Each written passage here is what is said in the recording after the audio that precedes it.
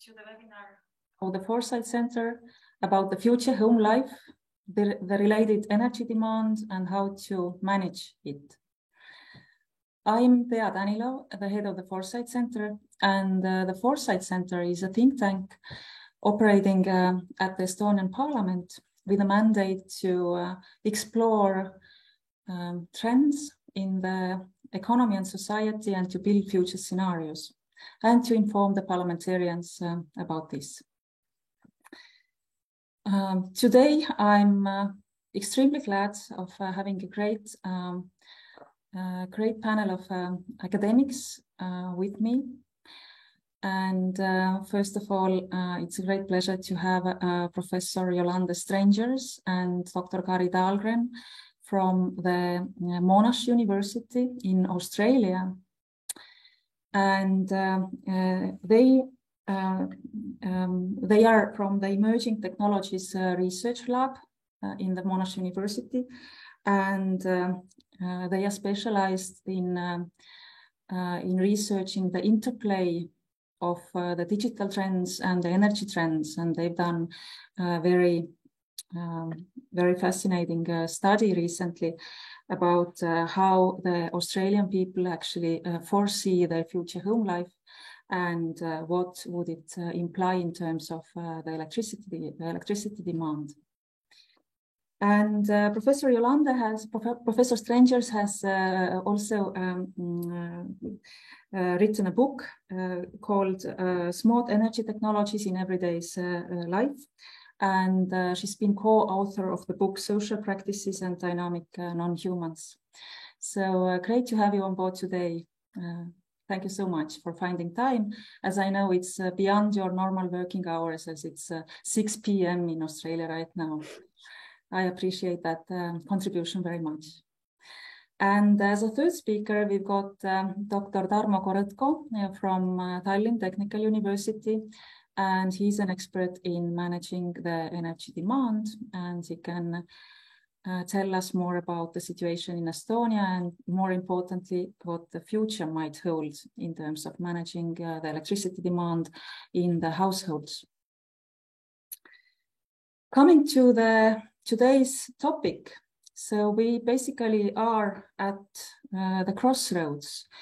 The promise of the technology makes us believe into ever more equipped homes that are more and more multifunctional, more convenient, more entertainment. But at the same time, we are facing the energy crisis and the acute need to save electricity compared to what we have used to consume previously. And also there's a sharp need to diffuse the consumption of the electricity over time to avoid the peak loads happening in the power system.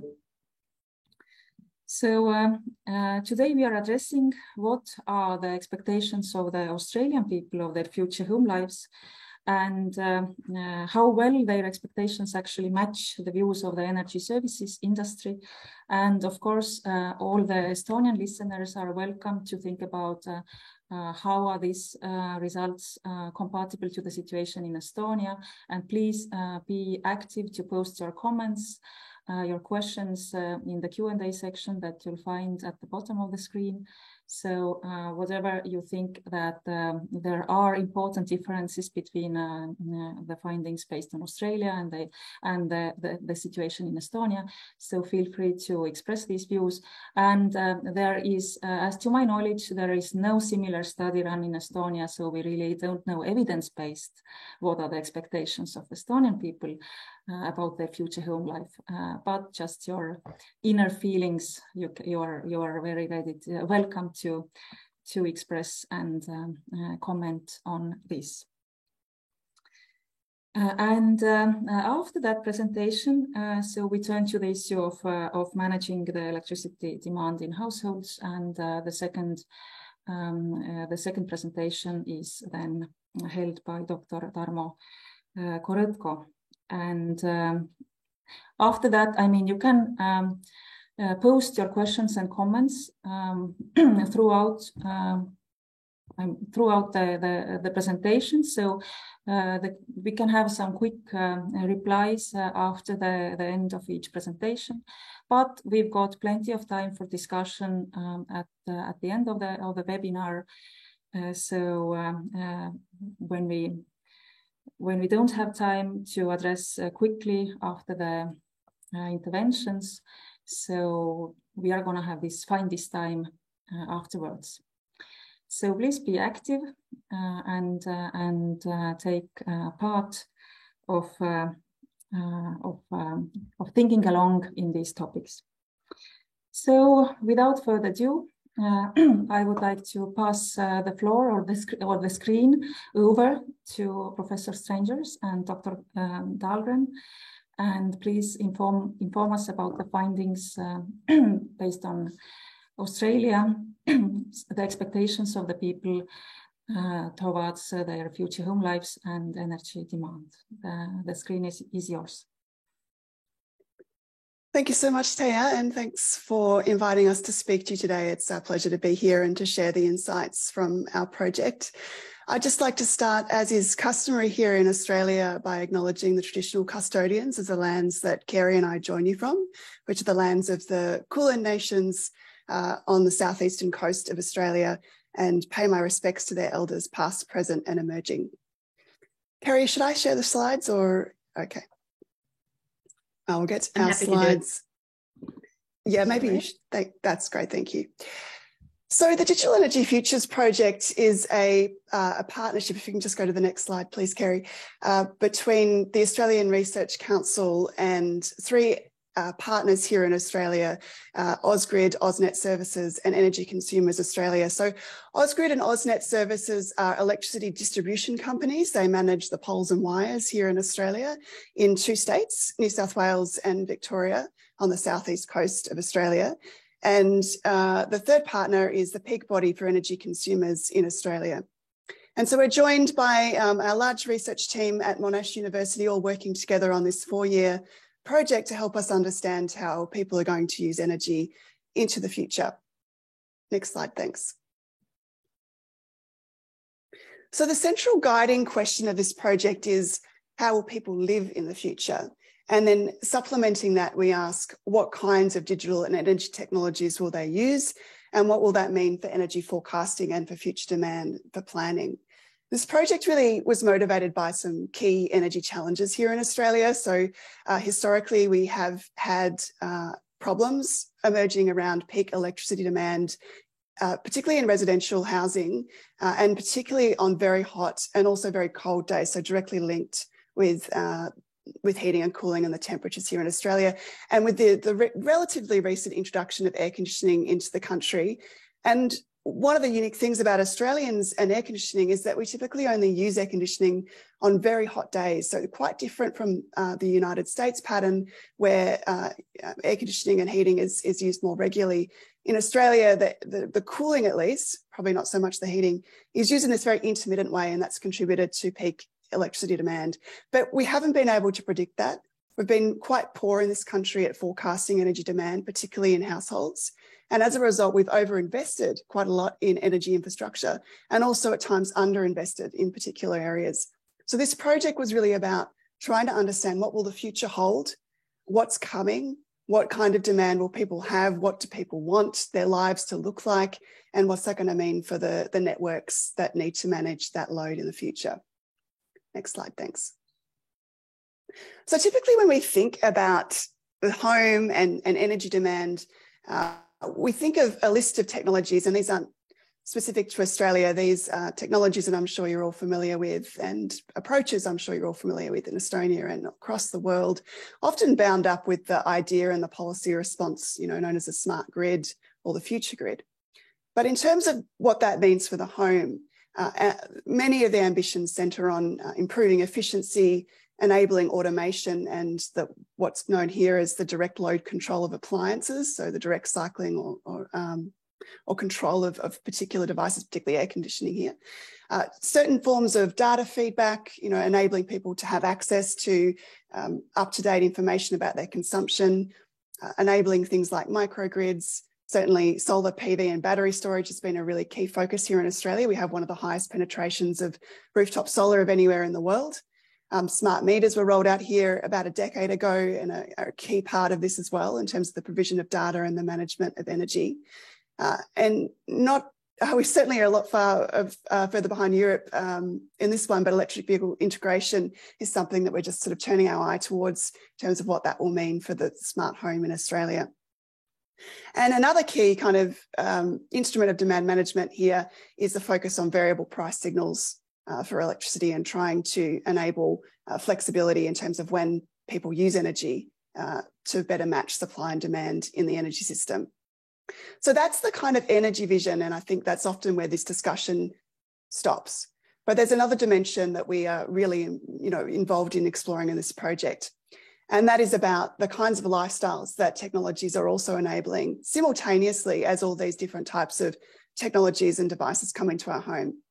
And those visions for these technologies are quite different to the visions that are coming out of the energy industry. So they're visions that are being driven by technology companies, by consumer electronics companies, by the Internet of Things, and all those kinds of sectors that have a vested interest in selling us products that will enhance our lifestyle and make do things for us that that people might value above, say, energy consumption. So the kinds of aspirations that these technologies are being marketed for and towards us suggest that they will bring greater convenience and comfort. They'll enable better forms of care and security, entertainment, aesthetics, and monitoring. And alongside that, in a much more minor capacity than what I think energy companies would like, is a focus on energy automation and distributed generation. But one of our concerns is that all of this extra technology enabling all these other values in the home may in fact undermine those ambitions that the energy industry have towards how they or we anticipate automation and other devices might be used to manage energy in the home. Next slide, thanks, Kari. There's been some research done on this in the past showing that when we do introduce new technologies for the purpose of energy saving or efficiency, that they can often end up to be what Sarah Darby, who's an energy feedback and smart home expert, has called savings, which can be steps taken down an upward moving escalator. So we might achieve small efficiency gains. We might achieve small reductions in energy consumption through, for instance, providing people with up-to-date feedback. But because the general trend is towards the electrification of more devices, the introduction of and multiplication of devices inside the home, that doesn't end up resulting in longer-term reductions in energy and can create new problems as well. And similarly, Tom Hargraves and Charlie Wilson, who are researchers from University of East Anglia in the UK, also have done a lot of research in this area. They've pointed out as well that smart home technologies can actually increase energy use in the home and create and generate new forms of energy demand, for instance, enabling the pre-warming of rooms or by normalising or raising those energy intensive expectations. So it's not simply a matter of introducing new technologies and then resulting in less consumption, even when they're intended for that purpose. They also bring with them all these other lifestyle expectations that can enable increased consumption over time. Next slide, please. So this project, we're going to run you through very, very briefly the 6 stages of this project today to give you a bit of an overview of what we've been doing and some of our findings that may be relevant to you in Estonia, but certainly really rely on all of you and Taya to make those links, and so we can have that conversation about how this might relate to your unique situation there. So the first, look, I won't actually run through this, I don't think, Kari, but because we are going to go through each of these stages in more detail. And I might hand over to Kari now to take you through one of the stages, which was the household ethnography. Yeah, so a very important stage of the research was doing what we call ethnography, which is research with households. And this was to try to understand in a kind of in-depth way how people are thinking about their futures unfolding, and getting to understand kind of their current routines, their current everyday practices, and then with an eye to thinking about what are the emerging trends and what are also sort of longer term visions about the future.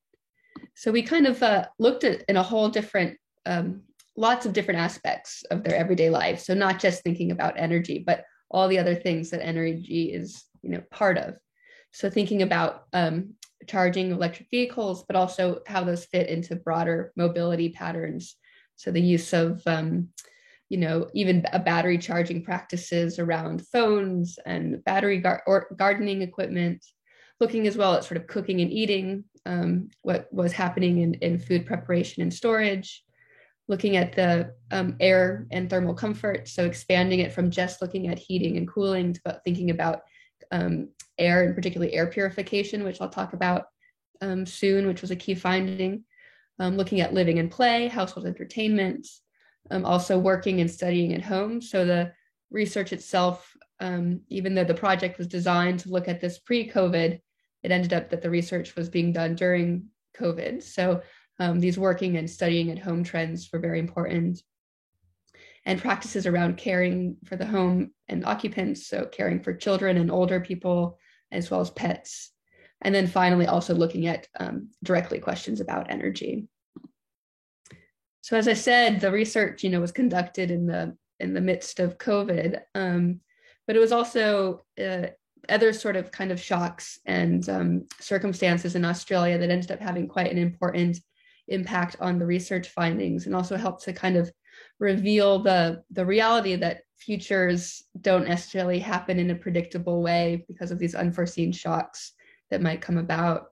So in Australia, just the summer before we did the research, we had very extensive bushfires that were really devastating, and a lot of very smoky days because of that.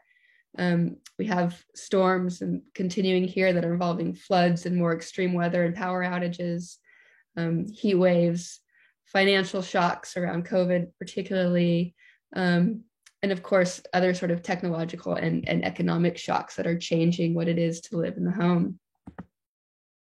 And one of the key things is that kind of through all of these shocks, that we're expecting the home to do more for us. It's becoming our workplace, it's becoming our school, it's now the cinema because we couldn't go out during COVID, a hotel, a restaurant. And we really saw kind of an expansion of these expectations for the home. This was both in terms of like expansions of living space. So people were converting attics and sheds and garages into a home gym or a home cinema. And so we also saw that more spaces in the house were being used more of the time, which then had more heating and more cooling demands, and just a multiplication of different devices all throughout the house. And as I said, air ended up becoming a really interesting finding in our research, because we found that, energy industry visions were still very much focused on just heating and cooling the home. But we saw this new emphasis on healthy and clean air, partly as a result of the bushfires, but it's only been really intensified with COVID and the airborne nature of COVID. So we saw air purification, already 1 in 10 households had adopted it at the time, and many were considering it. And they were also often considering it for various different reasons, including things like health and asthma concerns, concerns about smells, cooking smells. And we also saw a lot of concerns around mold, and saw a lot of dehumidifiers being used in particular in rentals, which had poor housing quality.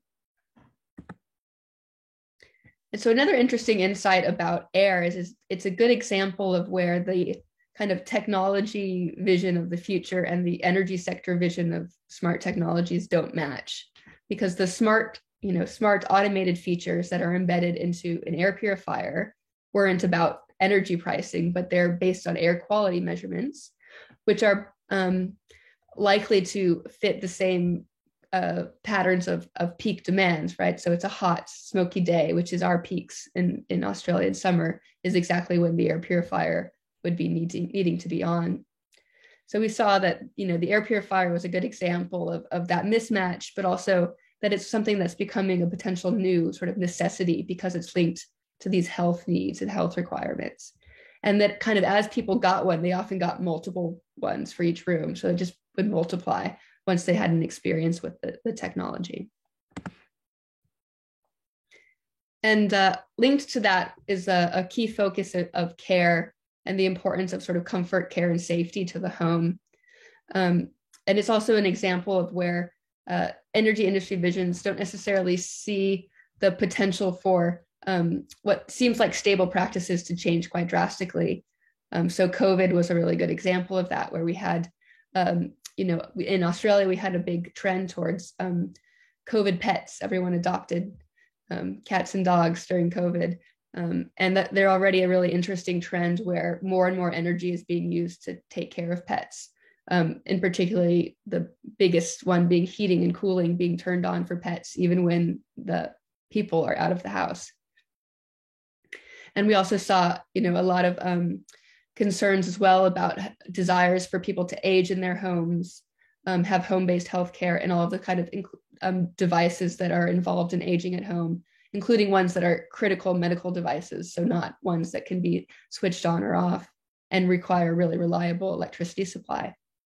And with that, also increasing concerns about hygiene around COVID, mostly related to hot water. And finally, we had some interesting findings around sort of play and entertainment in the home. And although energy industry often assumes that entertainment and digital devices are sort of a small thing, small electricity use in comparison to heating or cooling, as they multiply, it adds up. But also they're often used in separate spaces of the home now as they multiply, which then means more heating and cooling needs. So that's just a brief overview of some of our findings, but we identified 45 different trends through this research with 72 different households in Australia. So there's a lot more to unpack. But I'll pass it now back to Yolande to talk about the behavior survey. Thanks, Kari. And we do also have reports on all of these stages we're talking about so far. So they're quite substantial reports that are available from our website if you want to get those 72 trends that Kari just mentioned as well, and dive into the work a bit further. So what we then did was we worked with our partner, Energy Consumers Australia, to test some of those trends with a representative sample of the Australian population through a survey called the Energy Consumers Behaviour Survey, which is now being run every year by Energy Consumers Australia. And we wanted to look particularly at, some of those emerging things we found around air, around play, around working from home, to see, how widespread the things we noticed or things we found in the ethnography are to the broader kind of Australian cohort. Next slide, thanks, Kari.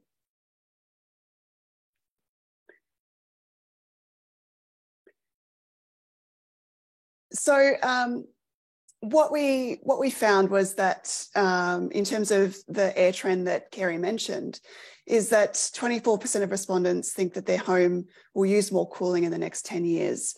So the trend that we were seeing, which is that intensified focus on cooling, was certainly shared more widely amongst the Australian people. And 11% of households already have an air purifier or dehumidifier in their home. So that was significant for us as well, because it showed that there is something going on there, and it was higher actually in states that had experienced the bushfires. Again, something that is emerging more broadly across Australia. Next one, thanks. The other interesting one we wanted to draw your attention to here is the large number of people who said to us that they actually wanted to avoid automation and further digital devices in their lives. So 47% saying that they actually prefer to avoid digital devices, including automation and also digital voice assistants, which was something we were also interested in, and their potential to help control energy in the home. And only 7% saying that they wanted smart appliances to be fully automated, with 42% wanting to be able to set the timings themselves and 51% happy with the smart appliance, but there needed to be some kind of override option. And this was really important for us in, again, challenging some of the industry assumptions around smart technology that are quite prevalent at the moment, particularly the idea that the solution for all our kind of energy woes is automation, and that households want and will embrace that form of technological intervention and be able to use it in a way that supports the energy industry's needs. So clearly we weren't seeing that in this data, and that was something we were able to share back to our partners. Next slide. So the fourth stage of the work was about taking all of those findings that we had prepared so far and identifying the opportunities for demand management innovation with residential households. So when we were doing this work, we really focused on approaches that complemented or extended beyond financial incentives. There's a lot of work happening here in Australia already around pricing, variable tariffs, and different kinds of financial incentives that could be used in the energy market here to achieve demand management. But we wanted to look at what else was available. And that was very much driven by our research. And, you know, a key finding that we've been experiencing all the way through the project, which is that people are motivated by much more than cost, and that is really only one component of what makes people change the way they use energy in their home and participate in different types of demand management opportunities. We also were looking at approaches that involved some household participation and that are currently overlooked or underutilised in Australia. And we don't have time to talk through the opportunities here. I know you've already got a speaker as well talking to you about this, but I do encourage you again to look at the report if you wanted to have a look at some of these ideas. We identified a number of principles for demand management and also some tailored approaches as well to identify some opportunities, particularly for Australia. Next slide. So one of the examples of that we can share with you is, again, kind of coming back to this idea of healthy air in the home. So demand management programs in Australia are very focused at the moment on heating and cooling, and all the messaging around them is on comfort. So there's, you know, messaging around, for instance, hey, pre-cool your home before the peak, you know, to try and save energy or the like. And what our research identified is that messaging may no longer be adequate or appropriate for what we're seeing happening in Australia now, which is a shift away from purely just using air conditioning or heating for comfort and actually engaging with a much wider variety of air technologies to achieve this new ambition for healthy and safe air, which potentially could change the demand or the times at which these devices are used quite substantially. So we had some recommendations in that report about the different types of advice and appeals that would need to be made through demand management opportunities to better address this emerging kind of household priority. Over to Kari. So the next stage of the research was to push a little bit forward into thinking about futures with people. And so one of the ways we did that was to do these design ethnography workshops. And we used some of the same people that we did the ethnography with, and as well as some others. And the kind of, we did 3 different activities in these workshops that were focused on what our research found in the earlier stages, but also what our partners were most interested in, to think about what everyday life is going to be like in the future and further futures as well. So one of the key questions was thinking about the use of electric vehicles. And we had an activity around that. Another was around this safe, comfortable, and healthy air in the home, as we've been talking about. And then the third activity was thinking about how future routines might shift and the impact on that on peak demand. So these are just the kind of little graphics of what the 3 different activities was. The first one involved mapping the sort of future commutes of various neighbors in a local community. And they were with workshops of people who lived in the same locations so that they knew the local community and could think about how they might move around this future with electric vehicles. The second activity was about designing a future air technology.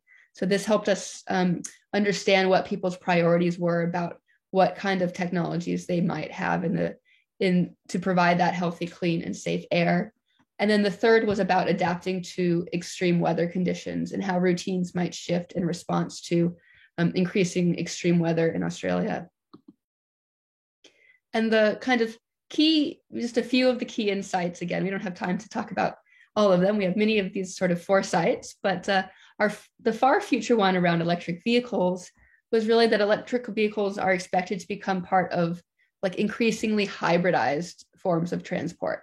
So they were just going to be one of many possible mobility options and mobility services.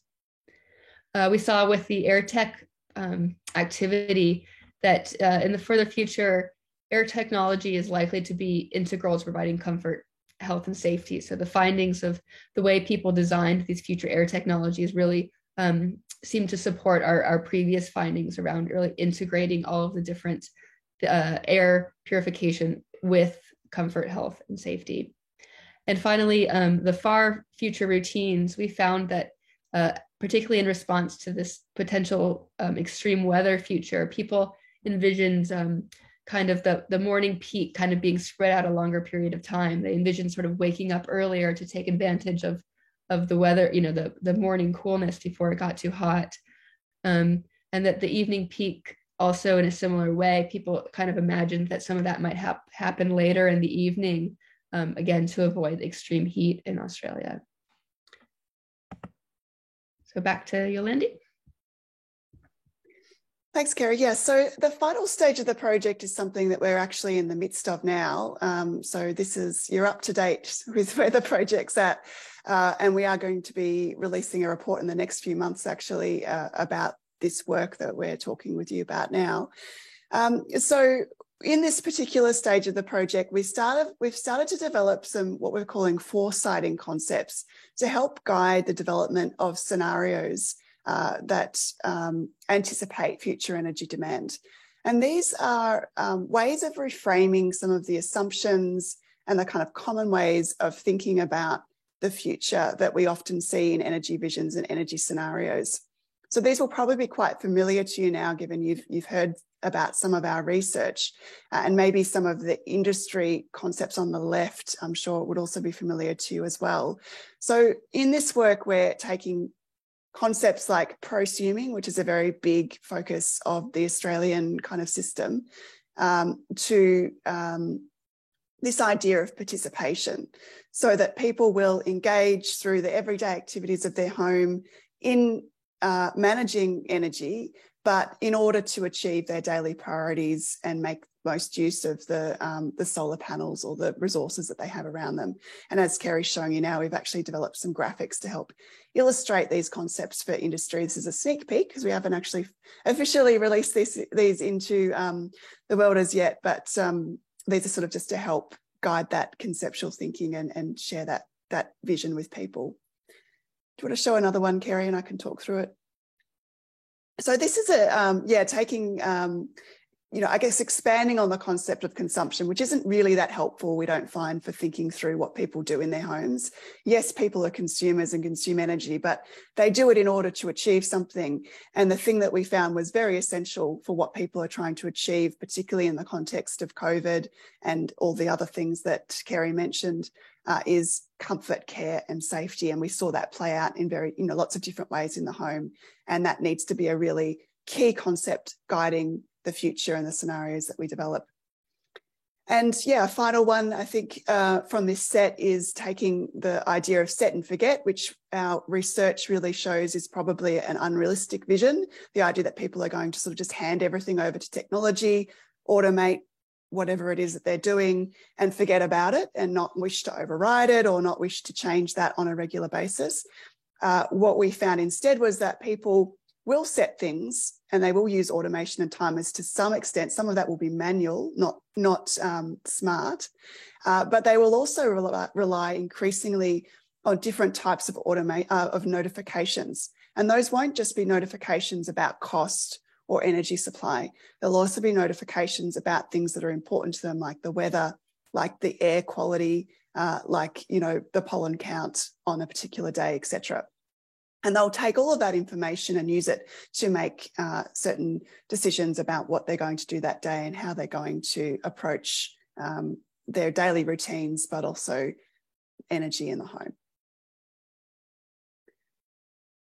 So the final stage of the project is that we've done an analysis of industry scenarios and looked at how the energy industry in Australia mainly, but also we did look at some international examples, how they approach making scenarios, which is really the final output from this project, is for us to make our own scenarios to inform planning.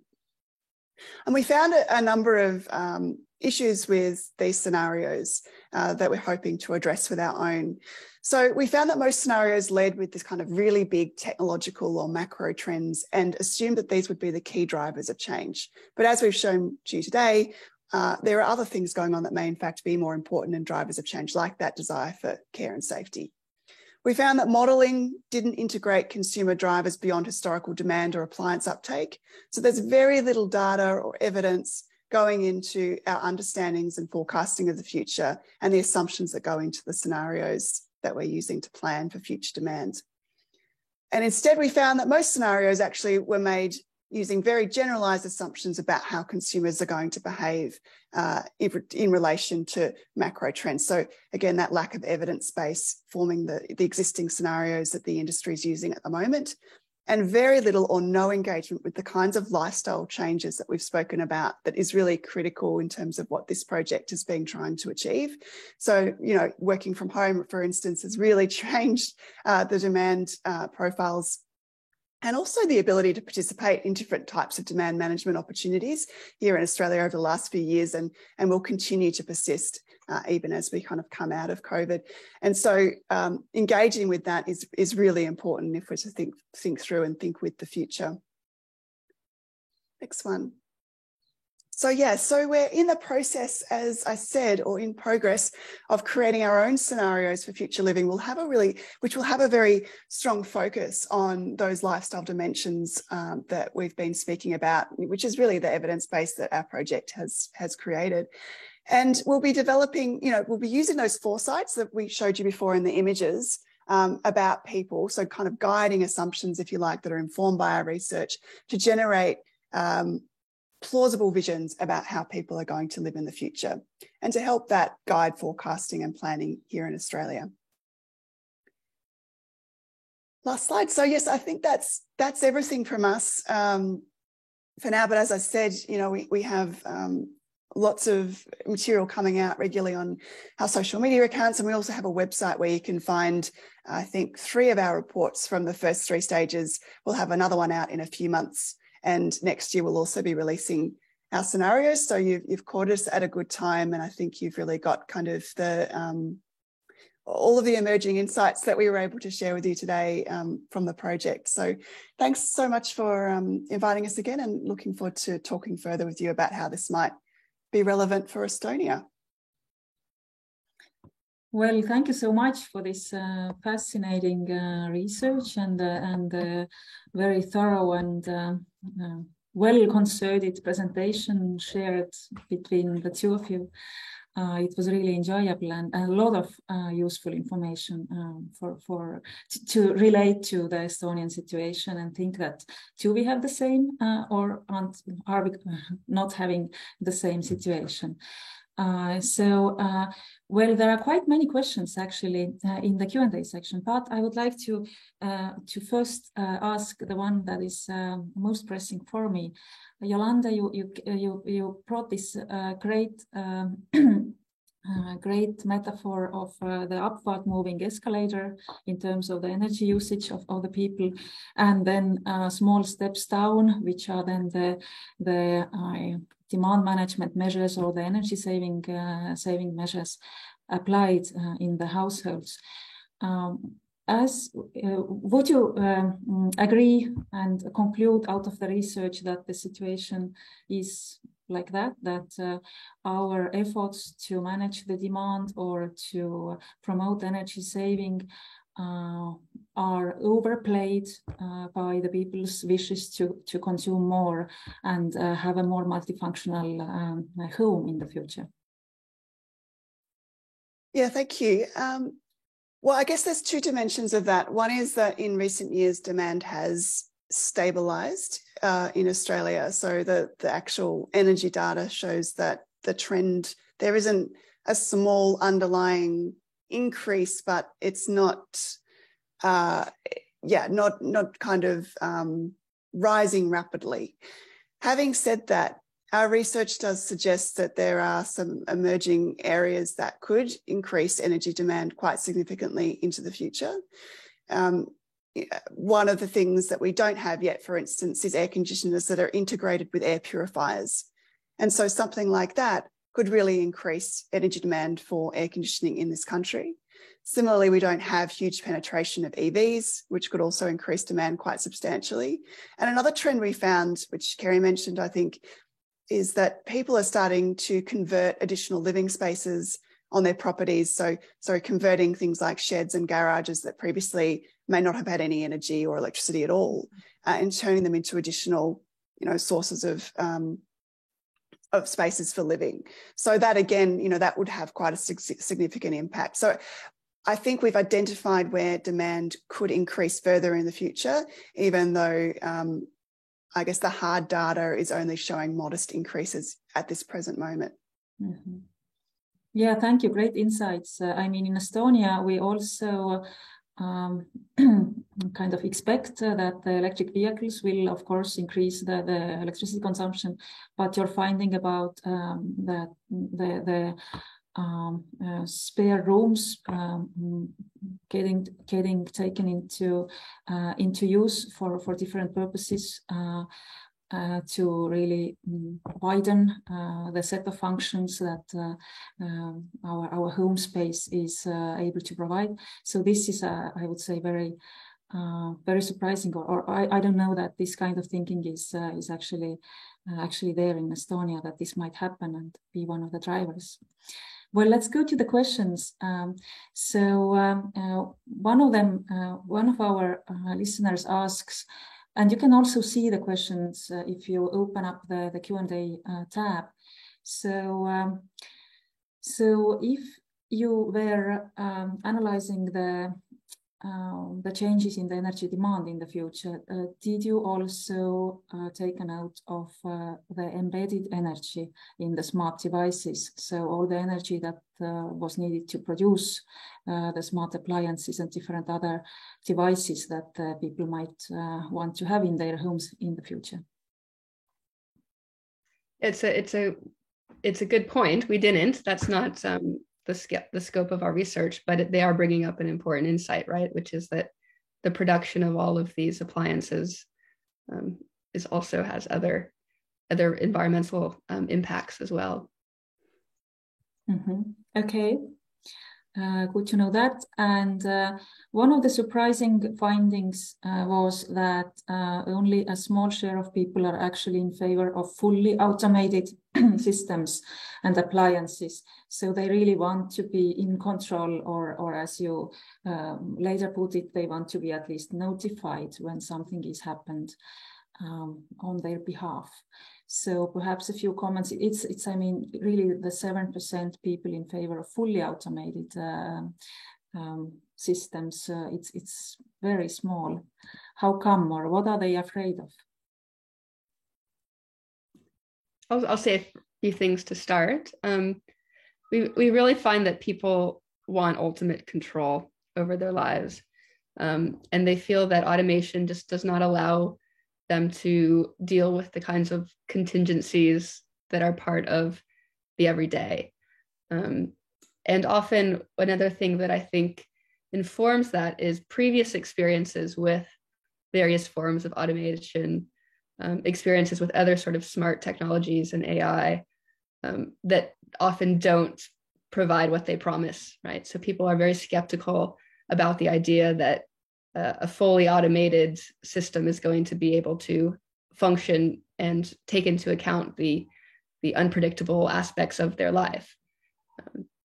And I think it's a particularly important issue in relation to electric vehicle charging. So that's one of looking at people's desires about controlling battery charging was something that we looked at pretty deeply to try to understand this concern, because obviously electric vehicles will be a huge problem for peak demand if the charging's not managed with some sort of control around that. So, but people really have the strong sense and really strong beliefs around battery life, expectations around charging, and also concerns about having the kind of backup option of a fully charged battery, and a lot of concerns around that. So I think it's a really important finding that will be a big barrier to the kinds of automated energy futures. Mm-hmm. Yeah, so I can just add to that? Yeah. So yeah, I wouldn't say that it's actually necessarily a fear. I'd say some people have a fear and have security and privacy concerns, but as Kari said, most of it is actually that people have not fantastic experiences with the existing automation technologies that we have. But having said that, there are some things that people do accept as automated. I mean, in Australia, hot water systems, for instance, have been load controlled by utility providers for many, many years without anybody having any problems with that or even really realizing that that's occurring.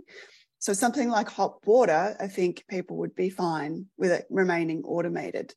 But something like heating and cooling, which is much more, as Kari said, contingent on the everyday and the weather and what you're doing and what your activity level's like, who's in the home, like so many different things. That is much less likely to be automated, and people are much less likely to want that to happen for those reasons. So it's more about how automation can support what people's priorities are and routines are in the home, rather than the other way around. Well, thank you. And I think this is a great moment to turn over to our third speaker. And afterwards, we can still have a discussion because some of the questions are still waiting to be answered afterwards. But as Dr. Tarmo Korõtko is a specialist in energy demand management, and I would say that this discussion that we just had is a great introduction perhaps to his presentation about measures and applications for managing electricity demand in Estonia. And after the presentation, we can already have the discussion with all of us included in it. Please, Dr. Korõtko, the screen is yours. Thank you. Thank you for inviting me, and thank you, Kari and Yolande, for this very interesting and insightful presentation. I really enjoyed it.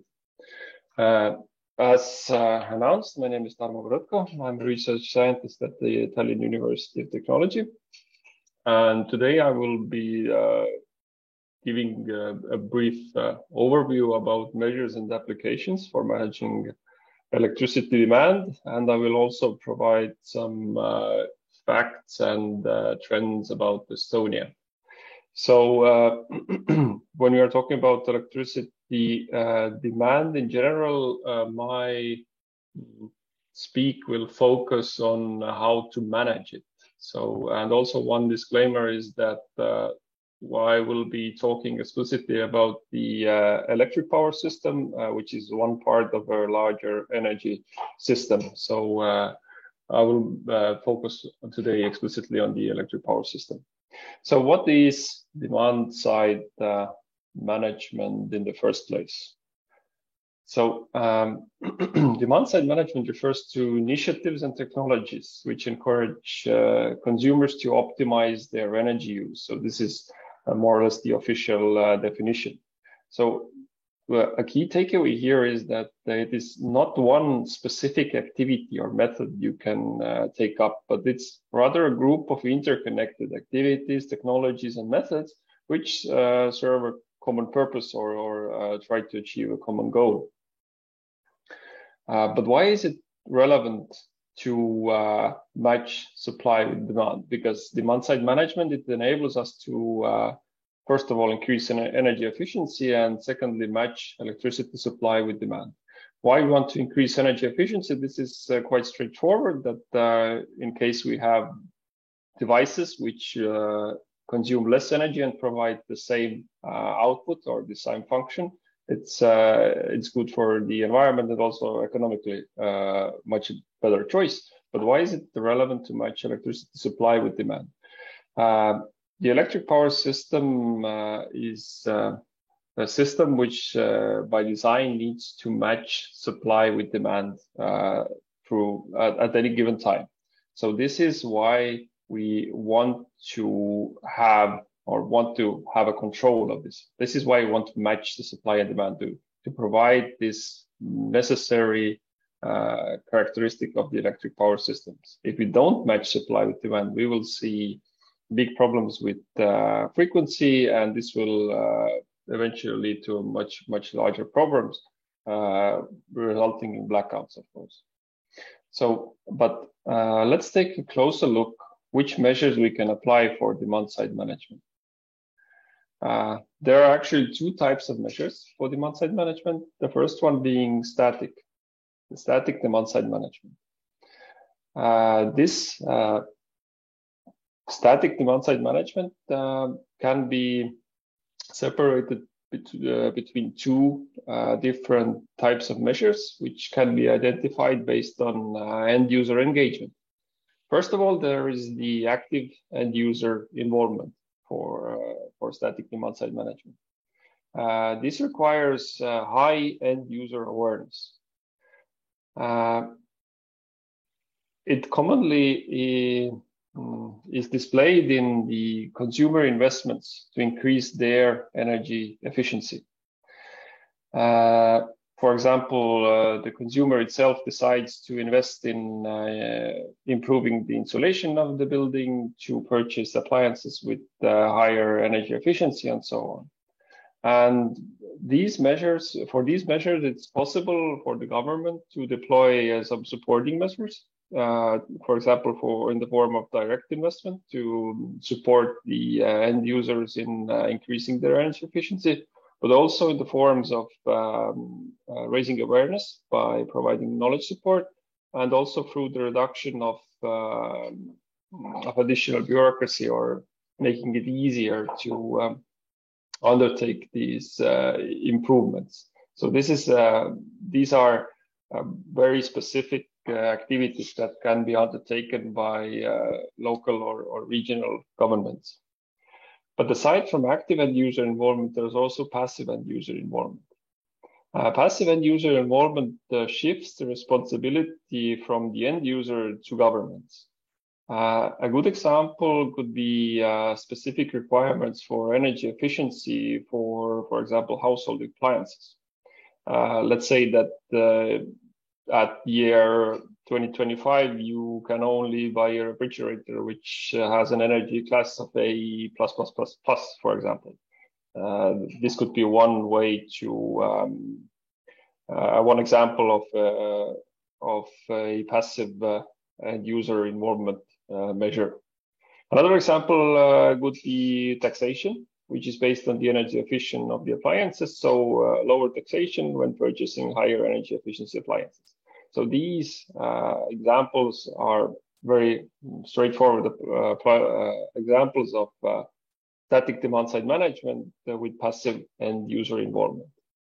Another aspect is that commonly it is relevant to assess the awareness of a community.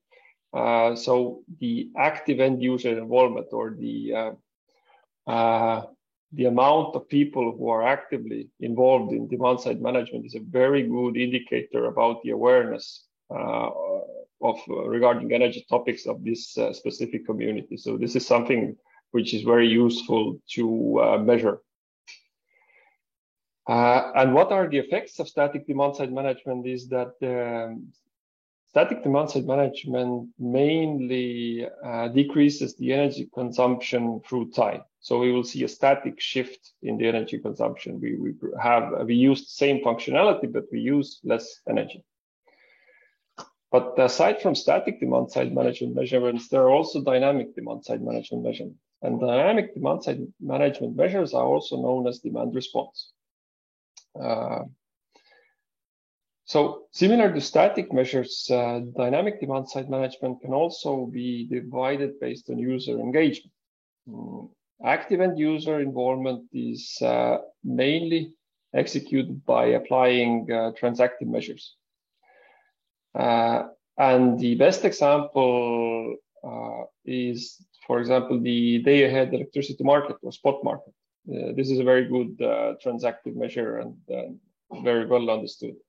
The idea is that the consumers react to high or low electricity prices and time their consumption accordingly. So this is the assumption, at least.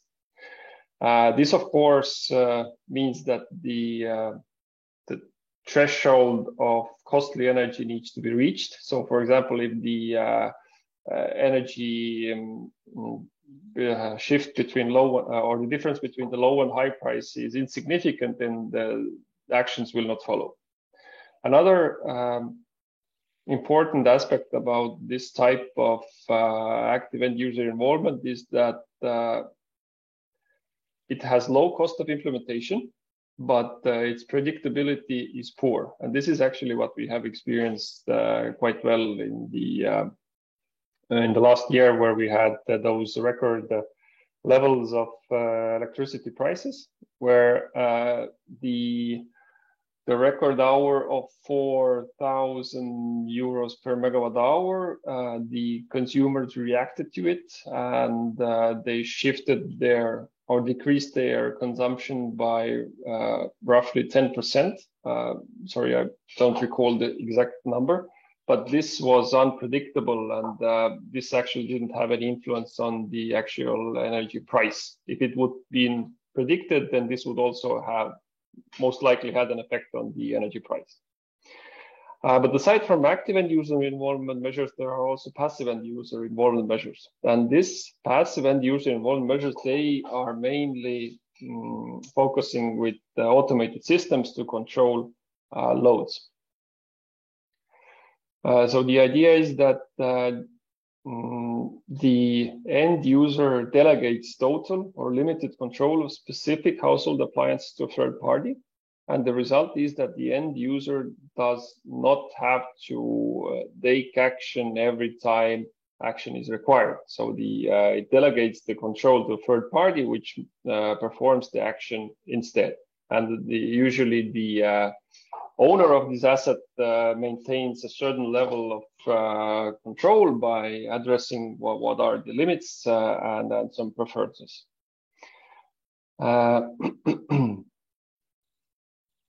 So the effect of demand response is mainly the reshaping of the electricity consumption profile, so which makes the matching of demand and production more efficient.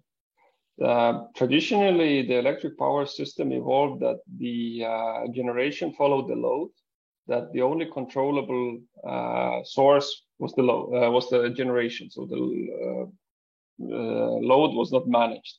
But the modern electric power system, we have both. We have controllable and uncontrollable generation, and also we have controllable and uncontrollable consumption. And this brings us to the concept of electric power system flexibility. Electric power system flexibility is the system's ability to react to differences between energy consumption and production. So as the system was evolving, we had one controllable variable, which was production. But now we have several controllable variables. There are several sources of flexibility, namely generation, storage, and load. And why, while these all systems have individual technical characteristics, it is relevant to uniformly characterize them so that they would be there would be a better way to control and optimize their behavior. And the power system flexibility is characterized through the capacity of the power that is available, through the service duration, so that what is the duration of the time this power is available, which results in the energy capacity. Then we have the reaction duration, when the signal is received until actual action can be performed. We have the ramp duration, where what is the time and the slope that that is needed to make this change. Then we have the recovery duration, which is the time that needs to be reserved for the deactivation and the new activation. And there's also the rebound effect. What is the cost of energy, or what is the required power to achieve the level that was before the activation.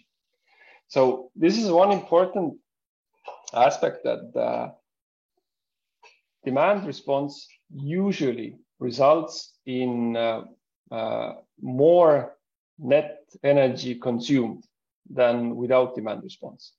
So it's a common notion to say that demand response is a form of reducing energy consumption, but at the local level, it in the majority of times it actually increases the energy consumption, mainly through this rebound effect. But in the concept of a larger system, there can be the energy efficiency can be improved, since they can have better control of the entire system, and we can avoid additional losses. So why is demand response important? Demand response is an attractive source of power system flexibility. And the main reason for this is that the power system assets are already present in the system. So this means that we can avoid investments into this power system hardware. We only need to ensure that these devices are controlled accordingly.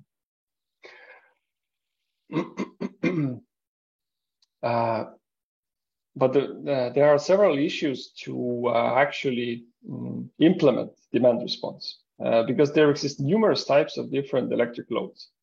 And to effectively utilize these loads for demand response on a larger scale, it is relevant to characterize each type of the load and possibly also each different make of a specific load in terms of energy flexibility, because they all have different characteristics. They all have different behavioral load curves, and to effectively integrate those into demand response programs, we would need to have a very decent characterization of their flexibility. But there are also, and of course, since there are so many of these individual devices, it takes a significant effort to characterize them in a proper manner. But there are also other considerations for the uptake of demand response. For example, as was also discussed in the previous presentation, that how does the control of these appliances reduce user comfort?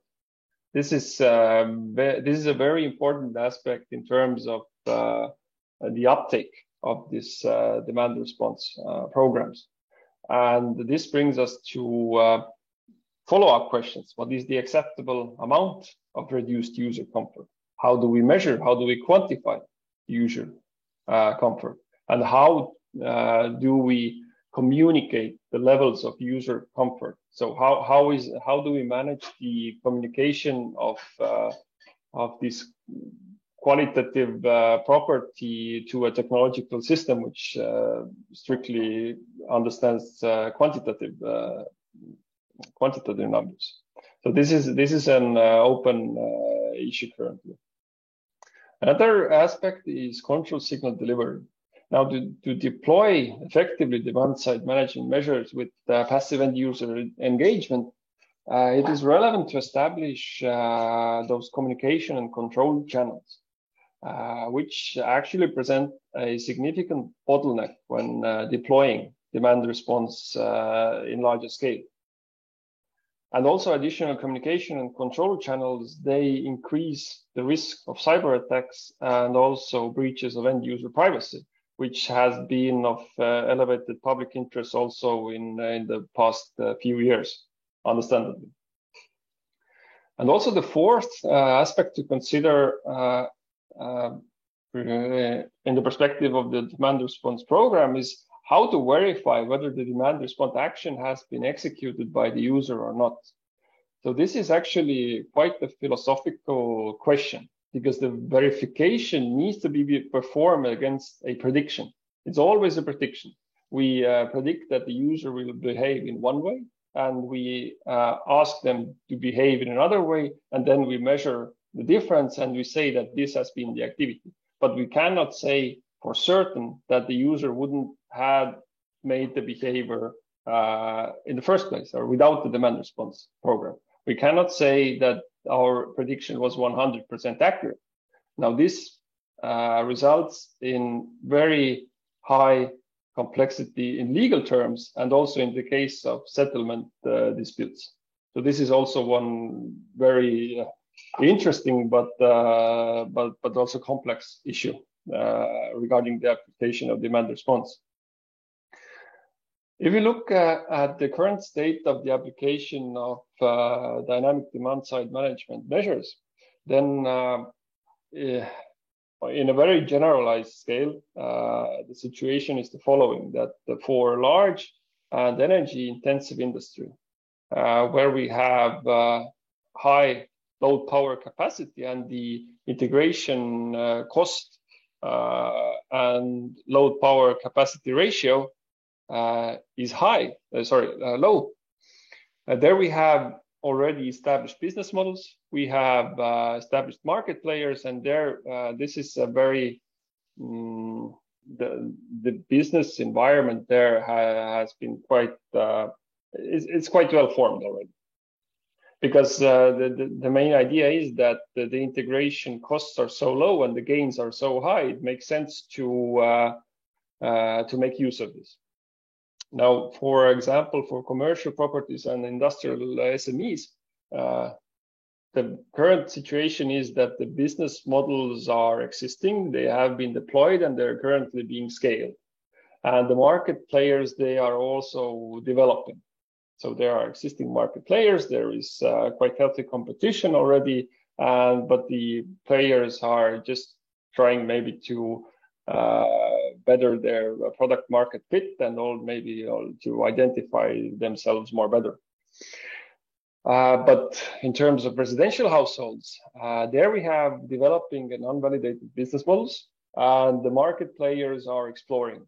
A common approach to apply demand response for residential households is device or appliance specific, so that we select a type of appliance which is has high energy, requires high amount of energy. For example, heating.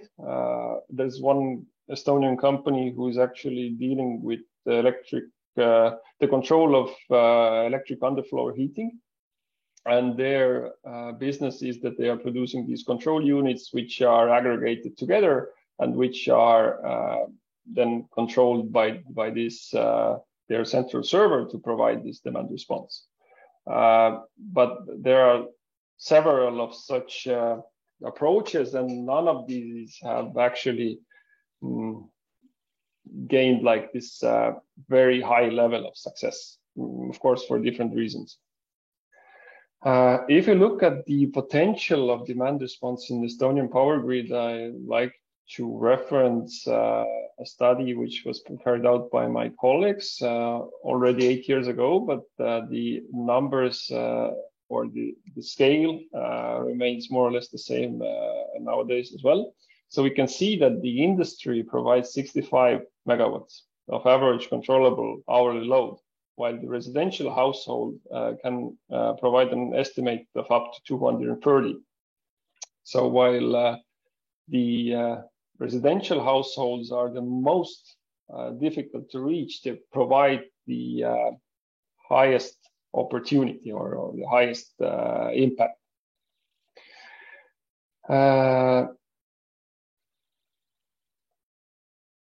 There is actually a lack of feasible business models and dominant market players for the large-scale integration of households into virtual power plants. And just to discuss this idea a bit further, I would like to share or discuss what are virtual power plants.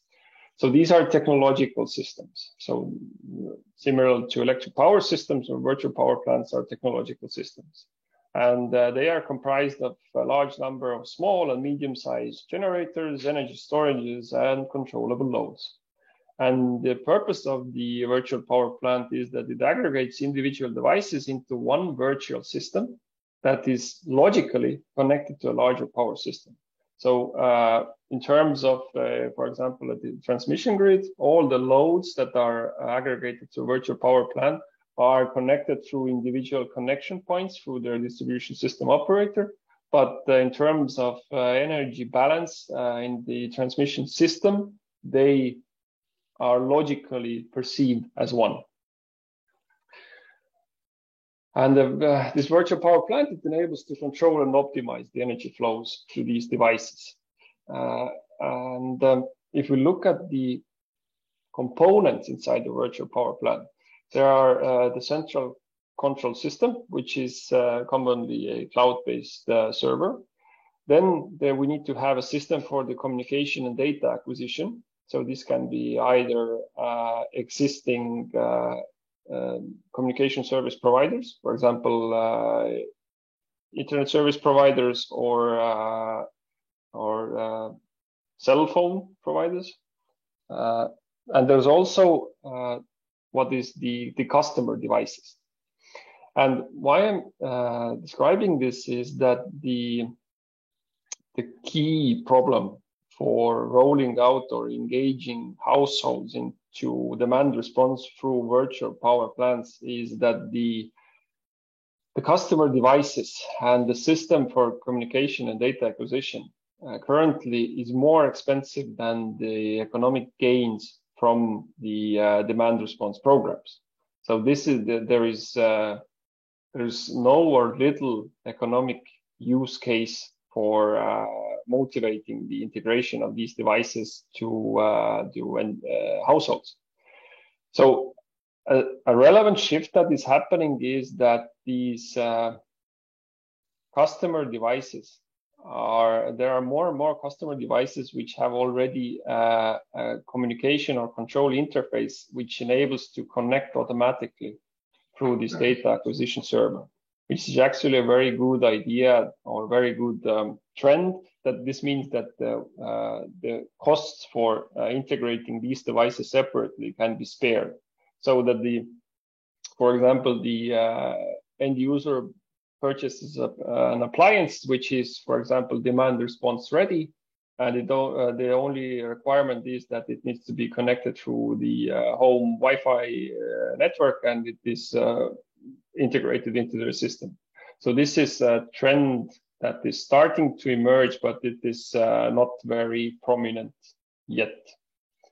So just to maybe provide a glossary of terms that we have covered, it's demand response is the altering of the operation of electric loads with the conscious aim to change the shape of the load profile. So the demand response is a method.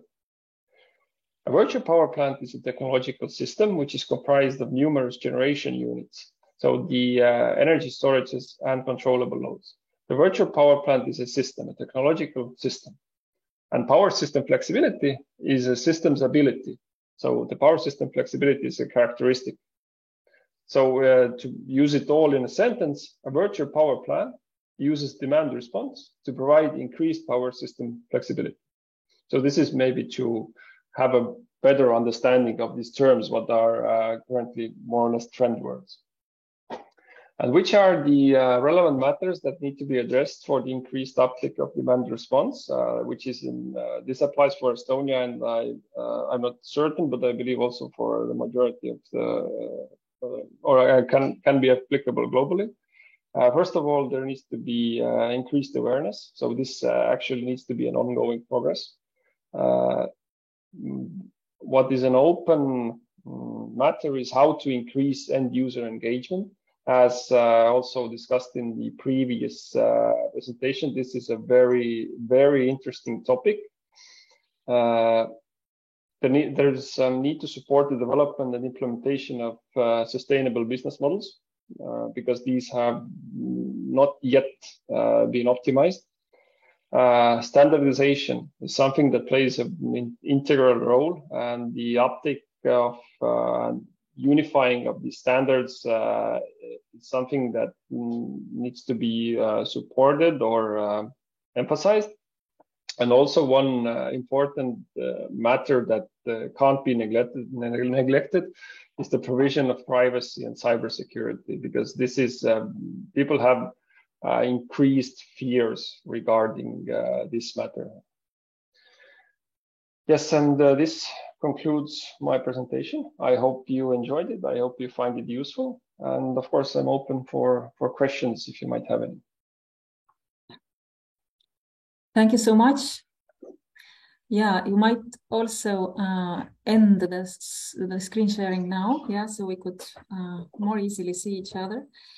Thank you so much. This was useful, I can confirm that. And you very clearly led us through the complexity of the topic.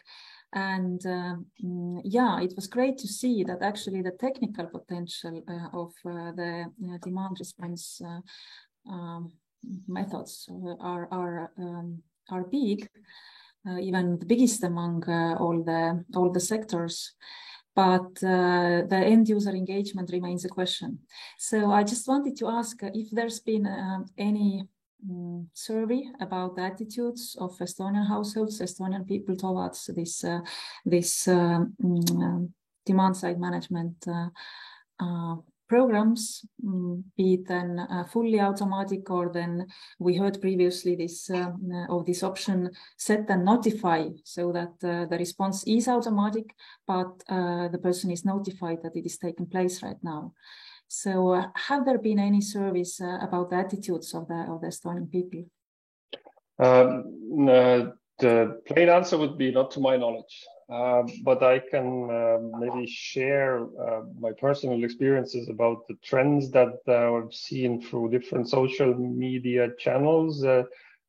What has emerged is with the higher prices of energy, people are looking for easy solutions. And there's people who are professionally engaged in, for example, civil engineering or IT development. They are starting to develop their own gadgets and smart appliances to control their electricity consumption. But this is something that they see provides them immediate benefit. Since in Estonia, the demand side management program or demand response programs are offered by a few companies. There is limited, let's say, I think the biggest motivator for Estonian people is still the economic gains. And currently there is either limited awareness of whether this provides any gain, or limited awareness of such possibilities. I know that there is one company who is mainly focused in managing the charging of electric vehicles through these home chargers. So this is one field that is definitely significant. But yes, I hope. Okay. Yeah, thank you. I've seen this discussion coming up in social media too, but the question is whether these are some exceptional people, or is it a broader trend? I would like to use the opportunity to bring back to the discussion Professor Strengers and Dr. Dahlgren, if you are still there. Well, it is actually one of your findings that I found very interesting, that although people like to be digitally engaged and they like new digital technologies and to really start using them and find out what it enables, then on the other hand, they are more oriented towards pleasure and entertainment in the home, not the opportunities the digital tech provides for the energy management. So this was one of your findings. So if you could a bit elaborate on that, and yeah, given what Dr. Korõtko just said about the Estonian situation. Yeah, who would like to go first? Yeah. I think Kari's passed that over to me. Yeah, look, it is something that we found was a key concern for people, and this is something that has been actually an ongoing feature of my research that I've been doing in this area for sort of 10-15 years, is that there's a very particular cohort of people who are interested. Actually, there's also a gender bias there, because we do find that it's mostly quite technically engaged men who are interested in using smart technologies for the purpose of energy management in their home. But there's a bit of a mismatch there, because a lot of domestic activities, at least in Australia and in many Western countries, still are still very much sort of mainly handled by women. So things like laundry and various other kind of household routines, even things like heating and cooling is an ongoing negotiation, and people have different temperature preferences and what have you. So you might have that sort of one person in the home that's really energy engaged and wants to do the demand management and use the smart technologies. But in a household context, that can be quite tricky, because you have other people there who have different priorities and desires and needs and may not be as engaged with that smart technology. So I've seen research with similar trends to that all over the world. I haven't seen any, especially from Estonia, sorry, but we did just publish a special issue actually on, Kari and I were editors of that, on emerging technologies, gender and energy in homes, and that featured articles from Europe and many countries with similar findings still emerging around that. So I think it's safe to say that is a broader trend that would likely apply to your country as well. Yeah, well, thanks for that. I would like to raise another topic that perhaps you both could comment on, I mean, from the Australian and also from the Estonian side. Yolande, you mentioned previously that it was the Corona time when you did this, the service and the research, and people were expecting the home to do more, I mean, to add the functionalities. I'd be interested to know if this wish has survived. I don't know, of course, if you can say it for sure, but do you think that after the Corona, all the restrictions and whatever lockdowns have ended, do the people still expect the home to provide more for them? And if yes, then this extra electricity demand, is it going to complicate the electricity demand issue as such? I'll go ahead and step in on that one, because we're actually doing another very similar research project with another group of people, and finding very similar things are still going on. So I'm still seeing a lot of investments in entertaining areas in the home, building pools and hot tubs and all these quite high energy use appliances coming into the home, with this idea of we are spending more time at home still, and we've just decided we like that, we enjoy that, and that's really continuing. And same with the working from home trend. At least in Australia, it's very normal still for sort of 2 or 3 days that people are working from home each week. So it definitely seems to be sticking around. Okay. And can I just add as well, Taya, that this is not new in this project. It's something that we have observed in previous projects as well, pre-COVID, this focus and intensity on the home. There may be some cultural context there though, because Australia has a very strong history and cultural kind of orientation towards home ownership. It's the same in Estonia. Right. Okay. Well, yeah, and in particular in Australia, it's the desire for land as well. So the kind of 1/4 acre block was the traditional dream, although more and more of that block has been taken up by houses getting larger.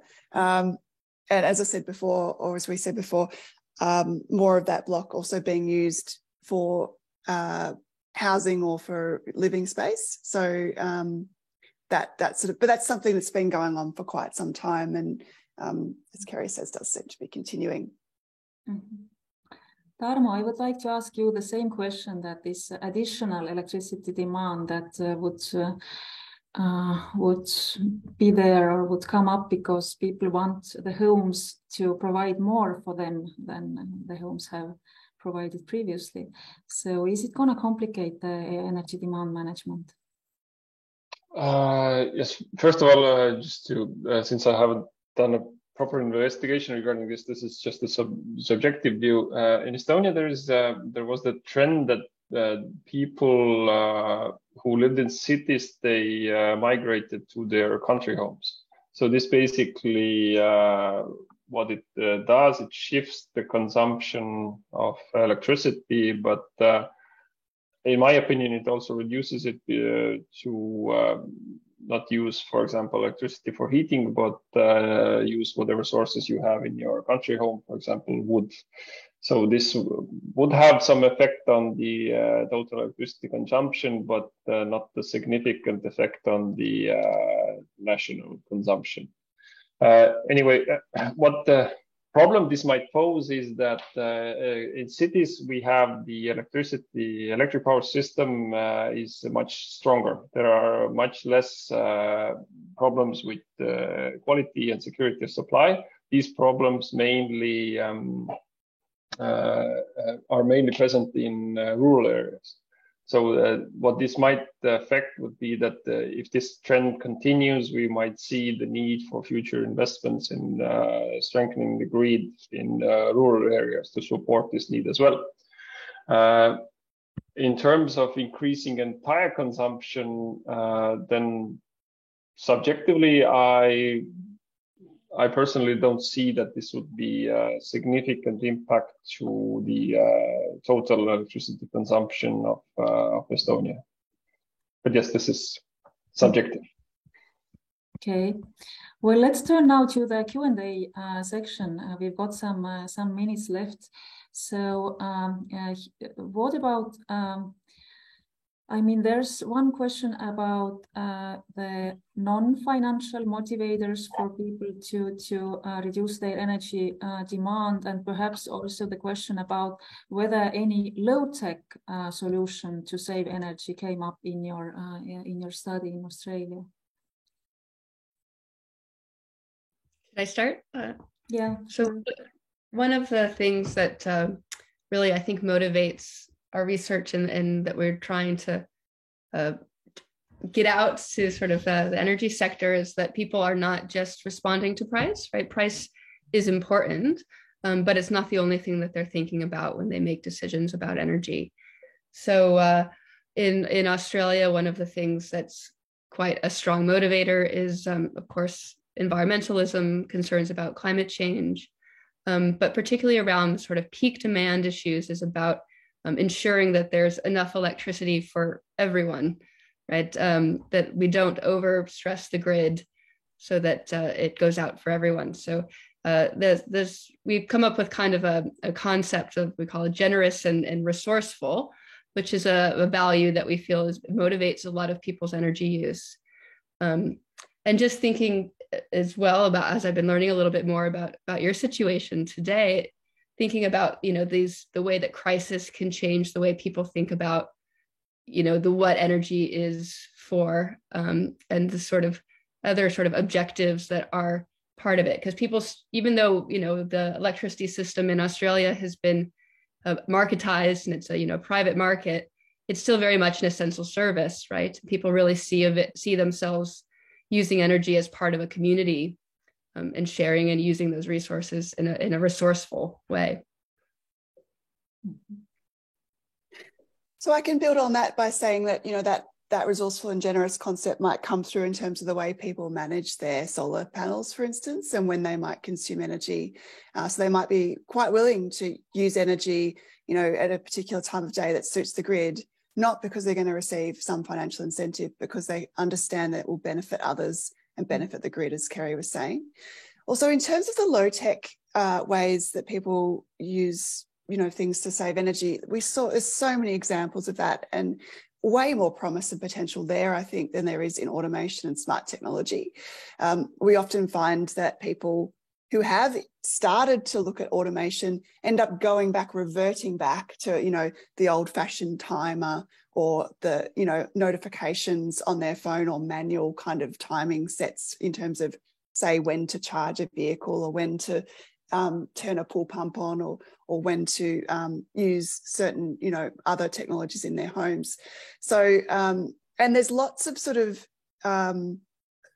different kinds of unique, what we call tailoring of technological solutions, which is very, very common in homes, where people have sort of put together a system that works for them, sometimes to manage energy, sometimes to address something else.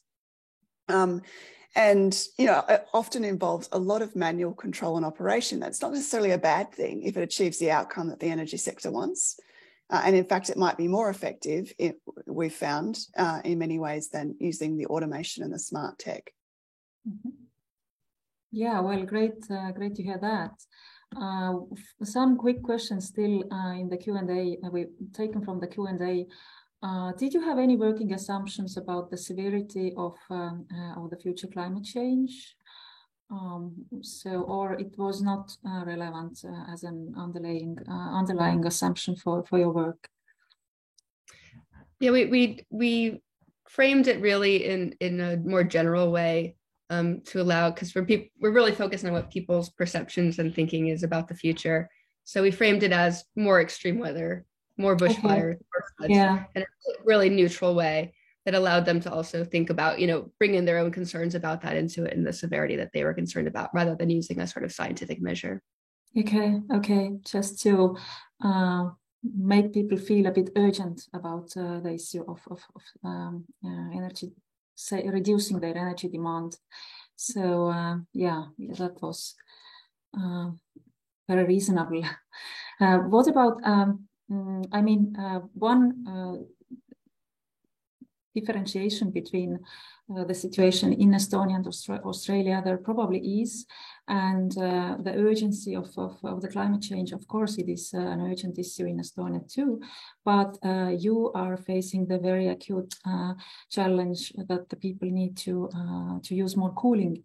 In Estonia, we probably don't use much more heating. Our problem is the coldness in the winter, not so much the heat in summer. So because the winter probably become more and more mild.